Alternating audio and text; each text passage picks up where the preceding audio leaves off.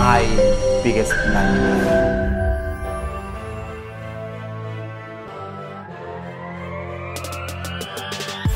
The biggest blunder I've done in business. My definite biggest blunder.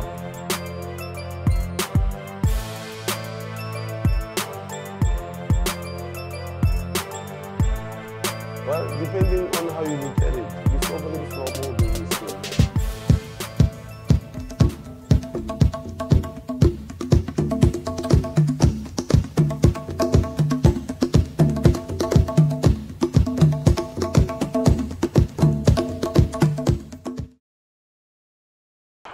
Becoming an entrepreneur for me was a quantum leap. From the science background where I spent most of my time in the lab to heading a business development department in one of the companies in Johannesburg for 2.5 years. One thing was obvious to me at that time. I had to quit my job immediately and I had to go back home in Limpopo. And as scary as that felt, somehow I was determined and ready for anything, which meant that I had to learn everything about entrepreneurship on the go. Needless to say that none of the theoretical versions of entrepreneurship helped me at all. It was a completely different world with nerve-breaking challenges. And in this new world where I had crash-landed, it was all about solving problems that affected people. No, scratch that. Not just people, but a lot of people. And solving those problems, not according to my own version of the problem, but based on the target market's needs and feedback. The first problem affected someone close to me, my sister. Growing up in rural areas, I've left two unforgettable and unpleasant memories in my heart. The day an ambulance took over 5 hours to get to our house when my sister was sick, simply because it was lost, trying to find our address. Over 100 rand of airtime was wasted in constant calls, trying to give word-of-mouth directions to emergency services with no solution. I mean, you can imagine the frustrations and the panic we're going through as the family. All these things happened from 10 p.m. at night. And we had to carry our sister to the closest school visible on Google Maps, just about 1.5 kilometers away. After a hopeless waiting of 6 hours, the ambulance finally arrived at 4 a.m. in the morning. Luckily for my sister, she managed to get to the hospital and was treated. But for thousands of people elsewhere in townships and rural communities, it's tragic and terrible, ending in the unfortunate loss of life. The second unpleasant memory was the day we woke up and realized my grandfather's entire livestock has been stolen. It was a half football field sized kraal with 25 cattle, valued at over 200,000 rand. Not even a single cow was spared. It was a near-death experience, or rather, a death sentence for him. We tried to follow tracks and offered reward for anyone with information about the theft with no help. They were his investment, wealth, and everything in between. I watched my grandfather's health deteriorate severely after the theft. In most days, he refused to eat, hardly slept, spoke less, until the day he passed. There are thousands of people in this country, in townships and rural communities, going through this kind of theft daily. Because of these two problems, my team and I spent hours prototyping solutions, one at a time. During this prototyping process, we imagined ourselves in my sister's situation and we worked on an easy-to-use and effective solution we can provide. After a few engagements with communities and potential customers, we came up with our integrated mapping system as a solution to the lack of property identity in townships and rural communities. Now, this is how our system is created. Firstly, our team of data collectors go out to communities to collect specific information that the community is already familiar with, such as census, household numbers, GPS coordinates, name and sections of townships or villages. Our developers then take that data, then incorporate it on our base maps and layers to create the most reliable and user-friendly property identity that even elderly people can easily recall and use. The last phase, of course, is testing and more testing. The second task my team and I did was to first understand what livestock meant to rural households and owners and how often theft affects them.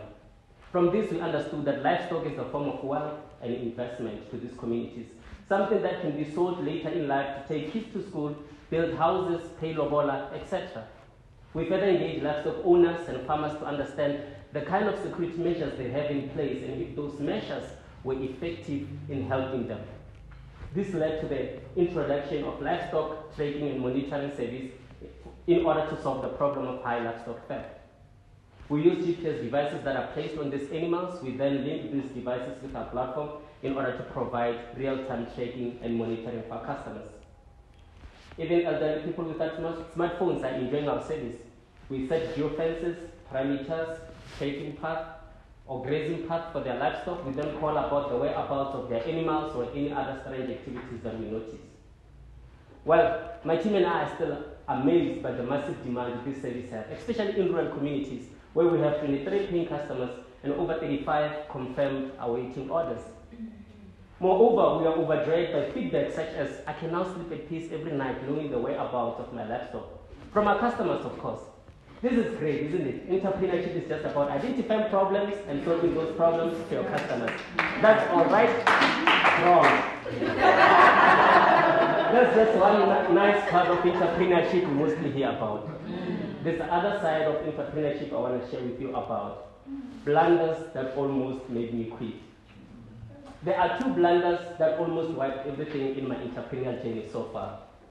The first blunder was poor planning and lack of effective strategy for our most basic and crucial campaign, such as data collection. This is because we normally work in different environments that normally affect our planning. Nevertheless, had we used our own team of data collectors, this could not have happened. As I mentioned before, our system consists of 3 phases: is the collection of data, software development, testing, and piloting.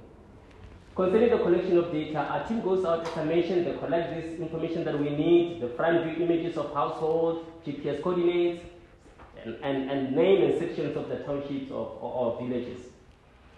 We are done with our first pilot that covered an area or 2 villages that covered an area of over 5 square kilometers. Now, collecting data on these 2 places was super easy and hassle-free. Besides, I was born there, which means I know all those places even when my eyes are closed.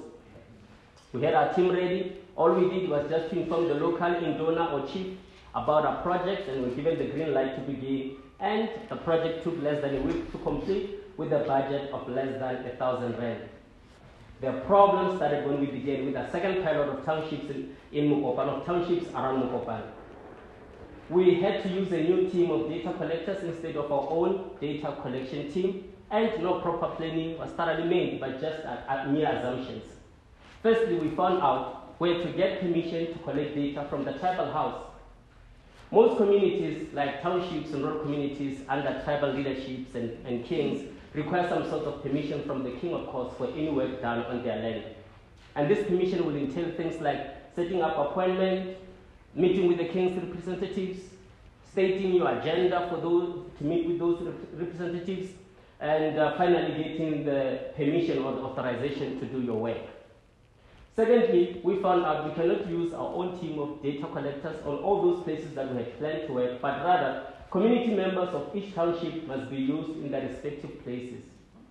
Again, had we used our own team, this blunder could not have happened.